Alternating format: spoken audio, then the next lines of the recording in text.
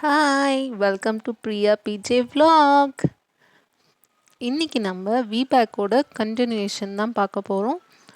Previous video about விபேக்கில் வந்து ஒவ்வொரு வியூவாக சொல்லியிருந்தேன். விபேக்னா என்னென்ன பண்ணணும் அப்படின்னு. நான் வந்து எனக்கு விபேக் ஆகிறதுக்கு நான் முதல்ல இருந்து என்னென்ன பண்ணேன், என்னென்ன ஸ்டெப்ஸு ஃபாலோ பண்ணால் நம்ம வந்து விபேக்கு ட்ரை பண்ணுறதுக்கு சான்ஸ் இருக்குது அப்படின்னு டீட்டெயிலாக இந்த வீடியோவில் நான் உங்களுக்கு கூட ஷேர் பண்ண போகிறேன். ஃபஸ்ட்டு பாயிண்ட் வந்து, இப்போ நீங்கள் விபேக் ட்ரை பண்ண போகிறீங்கன்னா உங்கள் வீட்டில் வந்து டிஸ்கஸ் பண்ணுங்கள். விபேக் வந்து நான் ட்ரை பண்ணலான் இருக்கேன். அவங்களோட சப்போர்ட் வந்து இதில் ரொம்ப ரொம்ப முக்கியம். ஸோ என் வீட்டிலையே வந்து முதல்ல விபேக்னால் என்னன்னு தெரியல அவங்களுக்கு. நான் வந்து ஒன்ஸ் எல்லாத்தையும் சொல்லி அதோட பெனிஃபிட்ஸ்லாம் சொல்லி அவங்களுக்கு புரிய வச்சு அதுக்கப்புறம் தான் அவங்க வந்து ஓகே விபேக் ட்ரை பண்ணலாம் அந்த மாதிரி அவங்களும் ஒத்துக்கிட்டாங்க. ஸோ இதை பற்றி முதல்ல வந்து விபேக்குன்ற ஒரு கான்செப்ட் இருக்குது அப்படின்னு சொல்லிட்டு அவங்களுக்கு அதை பற்றி சொல்லுங்கள். அதோட என்னென்ன பாசிட்டிவ் இருக்குது, அதனால் நமக்கு எவ்வளோ பெனிஃபிட் இருக்குது, அதெல்லாம் சொல்லிவிட்டு இது ஓகேவான்னு பார்க்கணும். அது ஃபர்ஸ்ட் பாயிண்ட். அடுத்த பாயிண்ட் வந்து, இப்போ விபேக் வந்து vaginal birth after C section இது வந்து எல்லா ஹாஸ்பிட்டல்லையும் வந்து ட்ரை பண்ணுறாங்களான்னு கேட்டால் கண்டிப்பாக இல்லை.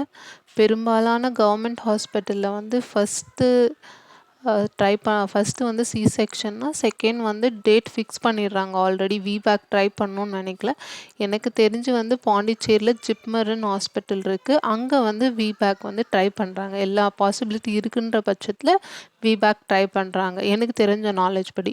ஸோ ஃபஸ்ட்டு நீங்கள் வந்து விபேக் பண்ணலாம் அப்படின்னு வீட்டில் டிஸ்கஸ் பண்ண உடனே எந்த ஹாஸ்பிட்டல் வந்து விபேக் சப்போர்ட் பண்ணுறாங்க, எங்கே வந்து விபேக் வந்து ட்ரை பண்ணுறாங்க, அதே போல் அங்கே சக்ஸஸ் ரேட்டும் அதிகமாக இருக்குது அப்படின்றத வந்து நீங்கள் விசாரிக்கணும். அதே மாதிரி டாக்டர்ஸ் வந்து விபேக் ட்ரை பண்ணுறதுக்கு சப்போர்ட் பண்ணுவாங்களா அந்த ஹாஸ்பிட்டலில், எல்லாமே டீட்டெயில்ஸ் முதல்ல நீங்கள் கலெக்ட் பண்ணணும். அதே போல் நம்ம கிட்ட இருக்க அந்த ஹாஸ்பிட்டல் அப்படின்னு பார்த்துக்கணும். ஏன்னா ட்ராவல் பண்ணுறது வந்து கொஞ்சம் கஷ்டமாக இருக்கும். எனக்கு வந்து விபேக்கு ஆல்மோஸ்ட் நாங்கள் ஒரு 10 to 15 கிலோமீட்டர்ஸ் வந்து ட்ராவல் பண்ணி போனோம். எங்கள் வீட்டுக்கிட்ட இருக்க ஹாஸ்பிட்டல் வந்து விபேக் அவ்வளோ வந்து சக்ஸஸ் ரேட் இல்லை. ட்ரை பண்ணுறதுக்கான சான்சஸும் கம்மின்னு சொல்லியிருந்தாங்க. ஸோ நாங்கள் செலக்ட் பண்ண ஹாஸ்பிட்டல் வந்து கிட்டத்தட்ட ஒரு 10 to 15 கிலோமீட்டர்ஸ் எவ்ரி மந்த் செக்கப்புக்கு, பிளட் டெஸ்ட்டுக்கு இதுக்கெல்லாம் நாங்கள் போக வேண்டியதாக இருந்துச்சு.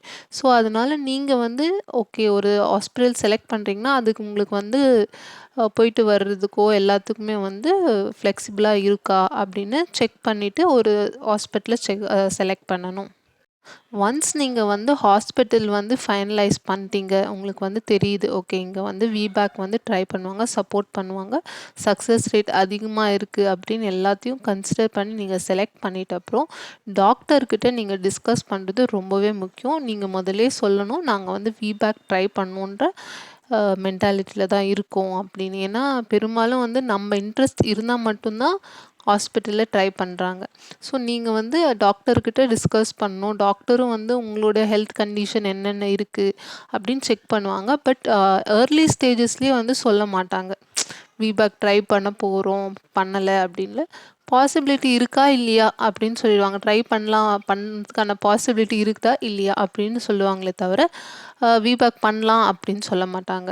ஸோ நீங்கள் வந்து டாக்டர்கிட்ட முன்னாடியே இன்ஃபார்ம் பண்ணிடணும் நான் வந்து விபேக் ட்ரை பண்ணுறதா இருக்கேன் அந்த மாதிரி சொல்லிட்டிங்கன்னா அவங்க வந்து ஓகே உங்கள் ஹெல்த் கண்டிஷன்ஸ் எல்லாமே ஓகே இருந்தால் ஓகே ஃபைன் பாசிபிள் இருக்குது இல்லை அப்படின்னு சொல்லிடுவாங்க. அடுத்து வர பாயிண்ட்ஸ் எல்லாம் பார்த்தீங்கன்னா நீங்கள் ஜென்ரலாக ப்ரெக்னென்சியில் ஃபாலோ பண்ணுற மாதிரி பாயிண்ட் தான். உங்களோட டேப்லெட்ஸோ அண்ட் ஸ்கேன்ஸ் எதுவுமே மிஸ் பண்ணக்கூடாது. கரெக்டாக அந்தந்த டைமில் எடுத்துக்கணும். டாக்டர் சொல்கிற மாதிரியே எடுத்துக்கணும். இன்கேஸ் ஏதாவது உங்களுக்கு அந்த டேப்லெட் எடுக்கிறதுனால ஏதாவது ப்ராப்ளம் இருக்குது, இப்போ வந்து எக்ஸாம்பிள் பார்த்தீங்கன்னா சில டேப்லெட் அயன் டேப்லெட் அதெல்லாம் எடுத்திங்கன்னா உங்களுக்கு கான்ஸ்டிபேஷன் ப்ராப்ளம் வர்றதுக்கான சான்ஸ் இருக்குது. ஸோ இன்கேஸ் உங்களுக்கு அந்த மாதிரி இருக்குன்னா டாக்டர்கிட்ட நீங்கள் டிஸ்கஸ் பண்ணணும். இப்போ உங்களுக்கு டேப்லெட்டுக்கு பதில் வேறு ஏதாவது கொடுப்பாங்க, அதுக்கு இப்போது கான்ஸ்டிபேஷனுக்கு வேறு ஏதாவது உங்களுக்கு மருந்து கொடுப்பாங்க. ஸோ என்ன இருக்கோ டேப்லெட்டு நீங்கள் கண்டிப்பாக அந்தந்த டைமில் எடுக்கணும். இல்லைனா அதோட ஆல்டர்னேட்டிவான சிரப் அந்த மாதிரி கொடுப்பாங்க, நீங்கள் அதை எடுத்துக்கணும். அதே போல் ஸ்கேன் வந்து நமக்கு ஃபர்ஸ்ட்ல பிகினிங்ல எடுப்பாங்க. அதுக்கப்புறம் 3 மந்த்து, 5த் மந்த் எடுப்பாங்க. 9த் மந்த் இது 3 ஸ்கேனும் ரொம்ப வந்து கம்பல்சரி. ஸோ அவங்க சொல்லும்போது டாக்டர் எப்பப்ப சொல்றாங்களோ, அப்பலாம் கரெக்ட்டா போயிட்டு அந்த ஸ்டேஜ்ல எடுக்கணும். அத வந்து ஸ்கிப் பண்ணக்கூடாது. அப்பதான் பேபியோட குரோத் எப்படி இருக்கு, உங்களோட ஹெல்த் கண்டிஷன் எப்படி இருக்கு, அவங்களோட பொசிஷன் எப்படி இருக்கு, அதெல்லாம் பார்த்து வந்து டாக்டர் அப்பப்போ உண்டானது எல்லாமே நோட் பண்ணி வச்சுப்பாங்க. இப்ப நீங்க விபேக்கு ட்ரை பண்ணணும்னா, ஃப்ரம் த பிகினிங் வந்து நீங்க கன்சீவா இருக்கீங்க அப்படின்னு தெரியும்போதே உங்க மைண்ட் வந்து ப்ரிப்பேர்டா வச்சுக்கணும். ஓகே நம்ம வந்து இப்போ இந்த இந்த பிரெக்னன்சில வந்து கண்டிப்பா நம்ப டெலிவரி மோட் வந்து நார்மலுக்கு ட்ரை பண்ணணும். அதுக்கேத்த மாதிரியே நம்ம உடம்ப வந்து கொஞ்சம் ஃப்ளெக்சிபிளா வச்சுக்கணும். மைண்டையும் வந்து நம்பணும். ஓகே நமக்கு கண்டிப்பா நடக்கும். அந்த மாதிரி நம்பணும். கடைசி நேரத்தில ஒரு 7தோ, 8தோ மந்த்ல போயிட்டு நம்ம ஓகே நம்ம விபேக் ட்ரை பண்ணலாம் அப்படின்னு நினைக்காதீங்க. நினைச்சாலும் பாசிபிலிட்டி இருக்கு. பட் வந்து நீங்க ஏர்லி பிரெக்னன்சிலேருந்து ப்ரிப்பேர் பண்ணிட்டு போற அந்த ஒரு பெனிஃபிட் வந்து உங்களுக்கு கடைசி 7த், 8த் மந்த்ல இருக்கும்போது நீங்க ஸ்டார்ட் பண்றீங்கன்னா, நீங்க எஃபோர்ட் ரொம்ப அதிகம் போட வேண்டியதா இருக்கும்.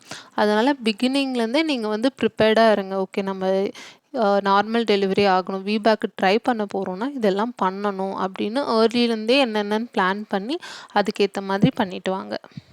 முடிந்த அளவுக்கு வந்து உங்களுடைய ஒர்க்க வந்து நீங்களே பண்ணுங்க. வேறவங்க மேல டிபெண்ட் ஆகி இருக்காதீங்க. அதுக்கப்புறம் வந்து 5த் மந்த் கழிச்சு வந்து சின்ன சின்ன எக்ஸர்சைஸ்லாம் பண்ண ஆரம்பிங்க. நீங்க இப்ப விபேக் ட்ரை பண்ண போறேன்னு சொன்னா, டாக்டர்ஸுமே சஜெஸ்ட் பண்ணுவாங்க. என்னென்ன பண்ணணும், என்னென்ன எக்ஸர்சைஸ்லாம் பண்ணணும்னு. சில ஹாஸ்பிட்டல்ல வந்து எக்ஸர்சைஸ் கிளாஸஸுமே வைக்கிறாங்க. பட் அதுக்கு தனியா சார்ஜ் பண்றாங்க. அது நம்ம மேல டிபெண்ட் ஆகுது. இன்னொன்னு வந்து இப்போ உங்களுக்கு ஏதாவது ஒரு கன்ஃப்யூஷன் இருக்கு, இல்ல ஏதாவது ஒரு டவுட் இருக்கு. விபேக் ரிலேட்டடா இருக்கலாம். இல்லன்னா பேபியோடைய குரோத்த பத்தியோ, இல்ல மூவ்மெண்ட்ட பத்தியோ, எத பத்தியோ இருக்குன்னா, நீங்க வந்து டைரக்ட்டா டாக்டர் கிட்ட கேளுங்க. எல்லார விட டாக்டருக்கு தான் ஓரளவுக்கு வந்து கரெக்ட்டான டிசிஷன் வந்து சொல்ல முடியும். உங்களுக்கான டவுட்ஸ் வந்து கிளியர் பண்ண முடியும். ஸோ என்ன டவுட் இருந்தாலும் நீங்க டாக்டர் கிட்ட டைரக்ட்டா கேட்டுக்கிட்டு பண்ணுங்க. ஈவன் ஏதாவது உங்களுக்கு திடீர்னு ஃபீவரா, அப்ப நீங்க டாக்டர்ட்ட கேட்டுட்டு மருந்து எடுங்க. நீங்களா வந்து ஓனா வந்து மருந்து எடுக்கக்கூடாது. சப்போஸ் வந்து ஏதாவது ஒரு பழம் சாப்பிடலாமா? அப்படின்னு உங்களுக்கு ஒரு டவுட் இருக்கு. அப்படின்னா நீங்க உங்க டாக்டர கான்டாக்ட் பண்ணுங்க. அவங்க ஓகே சாப்பிடலான்ற பட்சத்தில பண்ணுங்க. அது சின்ன விஷயமா இருக்கட்டும், இல்ல பெரிய விஷயமா இருக்கட்டும். டாக்டர்கிட்ட கன்சல்ட் பண்ணிட்டு எல்லாமே பண்ணுங்க. நமக்கு வந்து 8த் இல்ல 9த் மந்த்ல தான் நமக்கு வந்து அவங்க கன்ஃபார்மா சொல்லுவாங்க. ஓகே எல்லாமே வந்து நார்மலா இருக்கு. நம்ம வந்து விபேக் ட்ரை பண்ணலாம் அப்படின்னு சொல்லிட்டு. ஸோ அதுக்கு வந்து அந்த ஸ்டேஜுக்கு போணும்னா, நீங்க ஃபர்ஸ்ட்டு ஸ்டேஜ்லேருந்து எல்லாமே ப்ராப்பரா கரெக்ட்டா பண்ணிட்டு வந்தா தான், அந்த ஸ்டேஜுக்கு போ முடியும். அவங்க ட்ரையும் பண்ணுவாங்க. பிரெக்னன்சி பொறுத்தவரைக்கும் டயட்டுன்றது வந்து ரொம்ப முக்கியம். டயட் இன் த சென்ஸ் வந்து இதுதான் காலையில சாப்பிடணும், இது மதியம் சாப்பிடணும் அப்படின்னு கிடையாது. நம்ம வந்து ப்ராப்பரா கொஞ்சம் சாப்பிடணும். எப்படின்னா வந்து நமக்கு தேவையான சத்து வந்து நம்ம சாப்பிடுறது அந்த உணவு மூலமா கிடைக்கணும். அதே சமயத்துல நம்மளோட வெயிட் வந்து முடிஞ்ச அவ்வளோ அதிகமாகக்கூடாது. அது நம்ம மைண்ட்ல வச்சுட்டு நம்ம டயட் வந்து பிளான் பண்ணிக்கணும். ஃபைனலா ஒரு திங் வந்து மைண்ட் வந்து நம்ம ஓகே நார்மல் தான் விபேக் ட்ரை பண்ண போறோம். அது சரி இன்கேஸ் ஏதாவது ஒரு எமர்ஜென்சி சிச்சுவேஷன் அப்போ வந்து நமக்கு சி செக்ஷன் பண்ணாங்கன்னா, அத ஏத்துக்கிற மைண்ட் செட்டும் ப்ரிப்பேர்டா நம்ம இருக்கணும்.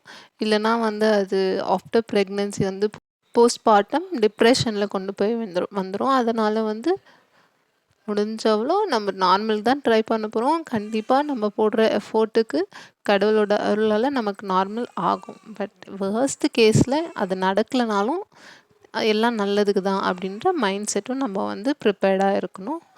இப்போ இது பிரெக்னன்சியோட டயட் பிளான்லாம் நான் நெக்ஸ்ட் வீடியோல போடுறேன்.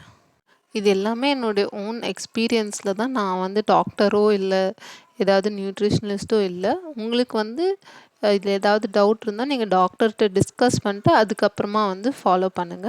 உங்களுக்கு வேற ஏதாவது டவுட் இருந்தாலும் கமெண்ட் பண்ணுங்க, ஷேர் பண்ணுங்க. மறக்காம நம்ம சேனல சப்ஸ்கிரைப் பண்ணுங்க. Thank you.